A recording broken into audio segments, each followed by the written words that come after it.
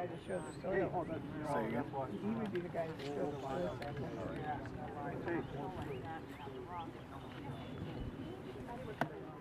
And but then he said, every day. Yeah. Like natural soils, and then you get the lighter stuff down bottom. He's still in writing. I thought he said we stopped by there earlier tonight. He said he was starting at noontime today. I didn't see anything. All right, that's a good idea. Yeah. All right, what are we looking at? Is this the ideal area here?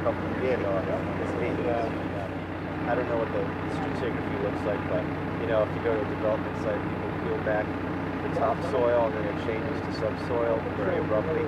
That's the juncture where you want to go the most slow, and you might want to pause and scrape and inspect if you see any soil discolorations. But when you get past that, like, you know, kind of situation where it's kind of, you know, you might find that it's just undisturbed glacial sand and things like that. So it's usually, you know, a few inches down, you have to get really cautious.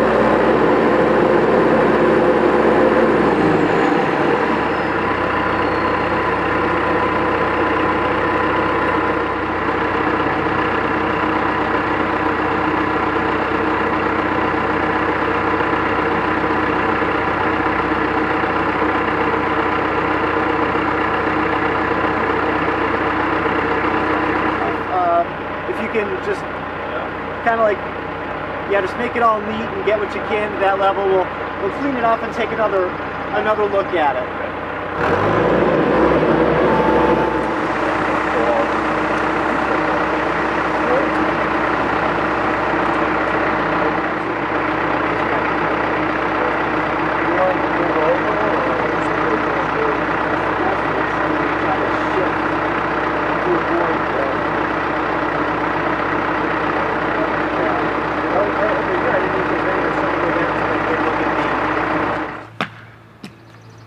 People living their lives stuff.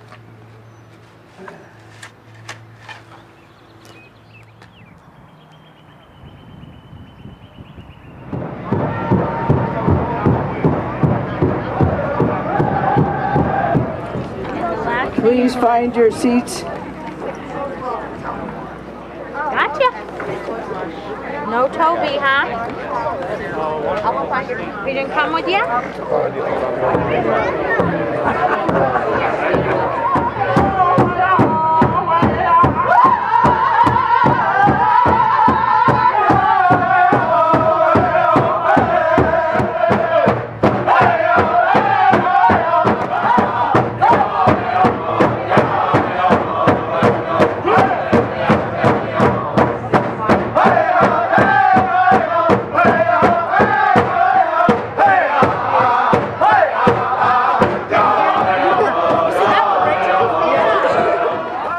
Experience of repatriating our ancestors of this magnitude, we know, has stimulated a lot of emotion of all kinds.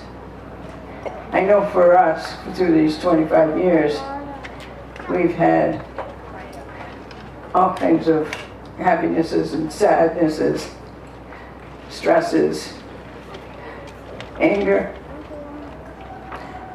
the way the remains are treated, the things that we've witnessed, I'll talk about a little later. But what I want to say to you all that are here, no matter how much Wampanoag you are not, I want you to know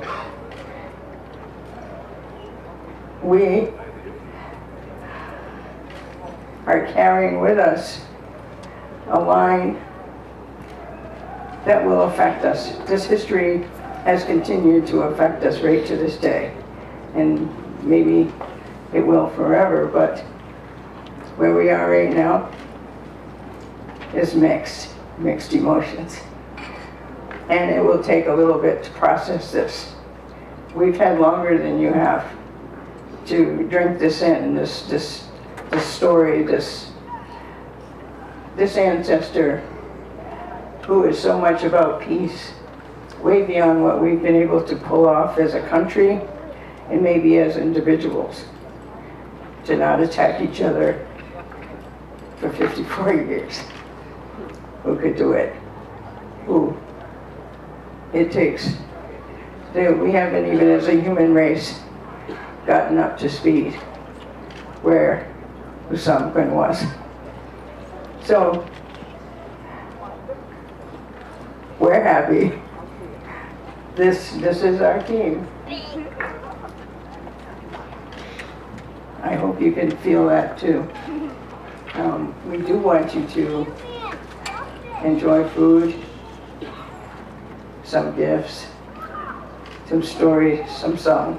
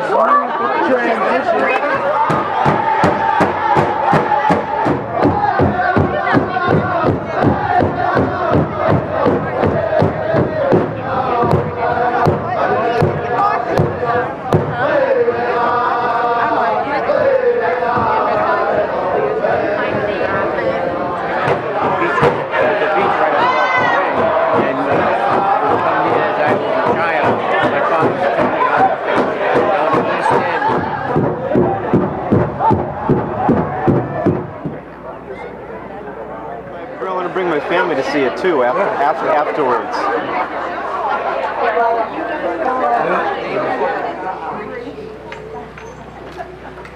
Katapatong tamawanamum, kakakutang wakawanam, kwasyakonta magtawanat. Very somber day in a sense where we understand how our great sachem was treated as a people. You know, to take his body and his remains and his bones and just spread them across the land in different places is very barbaric. And so we have an opportunity to write history, and that's what exactly is happening here. History is written by the victor, and we're victorious. We're telling our story in a very victorious way, in a very respectful way, in a very honorable way, because Usamikwan was that great leader of this land, who provided so much peace, more than any president of the United States ever has done. He was the champion of this land, of the people. We're here today because of such a great man, and we'll continue to be here, and we'll continue to remain. So, in the spirit of such somber situations that have happened, there's also an excellent day today. An excellent day of surprise, an excellent day of excitement. Ramona and the team that repatriated Usamikwan, I want to thank you personally. Put your hands together for them.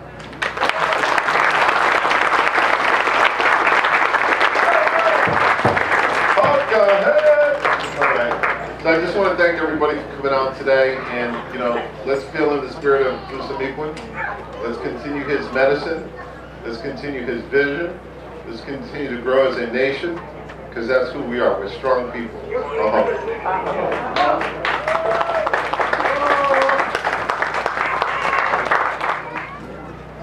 It's a time like this when there have been so many prayers on so many of the parts of this. I mean, through the years, of course, but so many in the last 2 days. When there are ceremonies in a place, it becomes a sacred ground. This was always a sacred ground, but it was forgotten and destroyed, but not entirely. I find it very interesting that this same place where was our burial grounds sort of preserved itself. It's not a housing development. It's not a shopping mall. It's a park where people have come to gather and relax. Now, people will come here and understand that it was a burial grounds and it has become a burial grounds again because we have re-entered in this spot. And in all ceremonies, we invite our ancestors to be present. And so we must understand that they're here as well. And they're watching us and listening to us and seeing how we are as people of the Wampanoag Nation. I can say that as a coordinator for this repatriation group, that we have carried ourselves in a very dignified manner. We have pulled out our professionalism. We have protected ourselves as well. Everywhere we went, to all of these museums, we went through the struggles together without losing our temper and embarrassing our nations. We have been diligent, and the Wampanoag Confederation is in fact known nationwide. We set a precedent for other tribes who could and needed to become confederations in order to practice repatriation, to be involved in NAGPRA. Some nations had many tribes amongst them just like ours, but they didn't know how to approach repatriation without fighting and arguing with one another who gets what. So they copied us, and we are the people of the first light. And we started something very good and very strong, and that you can be proud.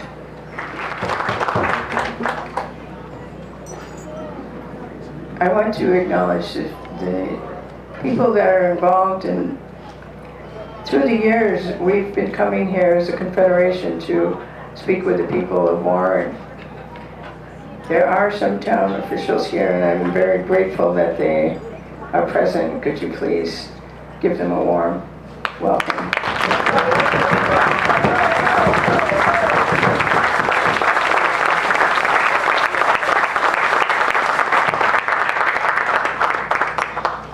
We found this town to be incredibly warm and generous. It was about 15 years ago, they gave us a block grant of money of $15,000 to help us to re-enter. Unfortunately, we had struggles with museums and we were unable to collect everything that was out there. So we had to wait until we have everything possible before we re-enter. So thank you for your patience and all of your assistance. And for in the future, when Wampanoag people come here to make offerings and say prayers, may they always be respectful of the people of Warren and the land that they have here.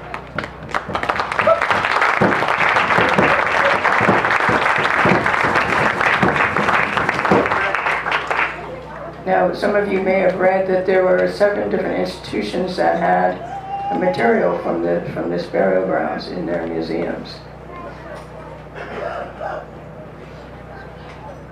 I'm going to name them. So firstly, right here in Warren, the George Hale Library, Free Library, also called the Charles Whipple Museum, the Hafen-Reffer Museum, the Roger Williams Park Museum and Planetarium, the Rhode Island Historical Society, the Museum of the City of New York,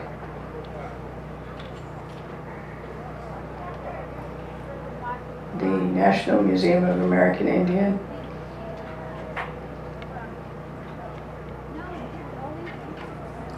there was a loan that was made to the Robert Peabody Museum, returned.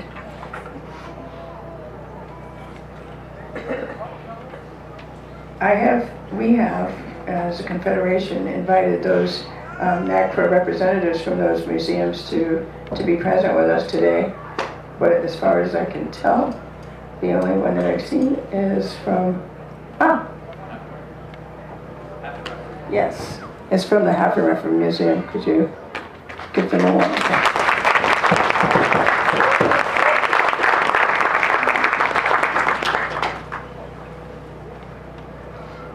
We intend to create a national monument here in Warren that's for the future. We do have a stone that many of you, probably all of you, have seen by now. We put that there so that people could gather there from time to time, alone if they needed to, or in small groups to just think about this past 400 years of Wampanoag and English togetherness.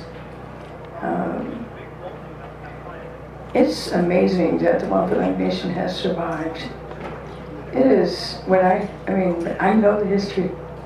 I know a little too much of the history. But I can say that my heart has lifted since yesterday. And I don't think I'll be the same person after this.